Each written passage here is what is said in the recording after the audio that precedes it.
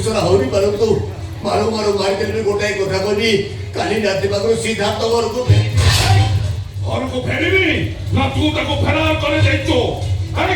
ଏଣୁ ତୋର କଥା କହି ମୋ ମୁଣ୍ଡ ଦିନ ଗଲା କହିଦଉଛି 24 ଘଣ୍ଟା ଭିତରେ ସିଦ୍ଧାର୍ଥକୁ ଆରେଷ୍ଟ ନ କଲେ ମୋ ପାୱାର ପ୍ରେଷ୍ଟିଜ ଉପରେ ନାଲି ଦାଗ ପଡିବ।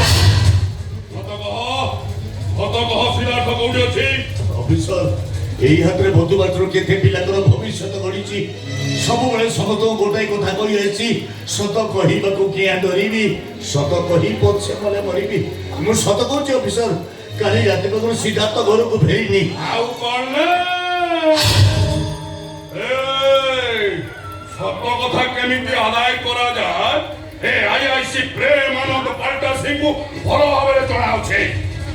ସତ କହ ସିଦ୍ଧାର୍ଥ କୋଉଠି ଅଛି? ସିଦ୍ଧାର୍ଥ କୋଉଠି ଅଛି?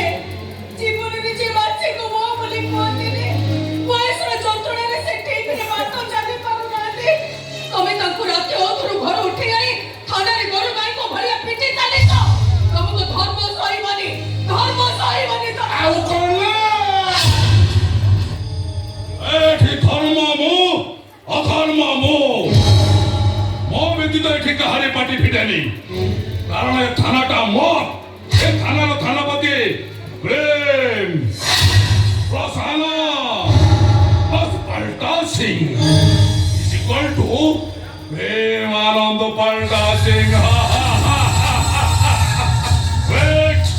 সত কহ সিদ্ধার্থ কোউঠি আছে? সত কହୁଛି পুলিশ বাবু ମୋ ସିଦ୍ଧାର୍ଥ କାଲିଠାରୁ ଘରକୁ ଫେରିନି। କଣ ଫେରିନି? ଫେରିନି? ଏ ପୁଅ କୁଆଡେ ଗଲା ବାପା ମା ଜାଣି ନାହାନ୍ତି? ତମେ ଦିଟା ସବୁ ଜାଣିଛ। ତମ ଦିଟାକୁ ପିଟି ପିଟି ନେଇ ହାଜତ ଭିତରେ ଲକ୍ କରିବି ତାପରେ ସେ ସିଦ୍ଧାର୍ଥ କଥା ବୁଝିବି। ସେଇଆ କରନ୍ତୁ ଲକଅପ୍ କରିଦିଅନ୍ତୁ।